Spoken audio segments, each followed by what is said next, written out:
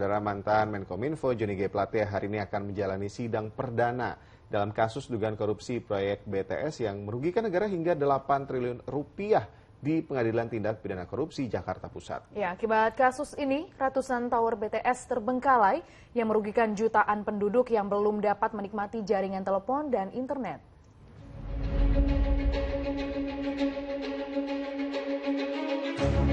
Johnny G. Plate hari ini akan menjalani sidang perdana sebagai terdakwa kasus dugaan korupsi proyek Base Transceiver Station atau BTS 4G Bakti Kominfo di Pengadilan Tindak Pidana Korupsi Jakarta Pusat.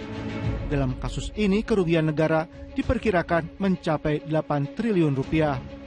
Selain Plate, Kejaksaan Agung juga telah menetapkan 5 tersangka lain sejak Januari lalu, di antaranya Direktur Utama Bakti Kominfo, tenaga ahli, dan pihak swasta lainnya.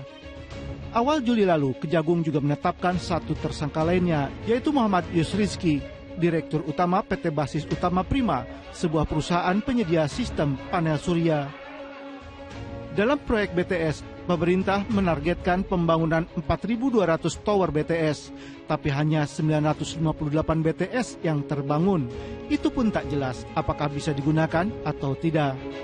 Sekitar 1.100 tower dari 4.200 yang ditargetkan, itu 1.100 tower dilaporkan jadi sesudah diperiksa melalui satelit, yang ada itu 958. Dari 958 itu tidak diketahui apakah itu benar bisa digunakan atau tidak, karena sesudah diambil 8 sampel, dari itu semuanya tidak ada yang berfungsi sesuai dengan spesifikasi. Salah satunya tower BTS milik Kominfo di Desa Natakoli, Kabupaten Sika, Nusa Tenggara Timur ini. Meski sudah berdiri sejak September 2002 lalu, tower tak berfungsi. Akibatnya warga pun masih kesulitan mengakses jaringan telepon dan internet. Kadang baik, kadang tapi baiknya mungkin sekitar 30%, kalau untuk sisanya itu susah. Apalagi dengan keadaan sekarang kan hujan angin. Selain warga di Desa Natakoli, ada puluhan juta penduduk Indonesia lainnya yang belum bisa menikmati internet. Kasus dugaan korupsi BTS tentunya sangat merugikan warga yang belum bisa menikmati jaringan internet ini.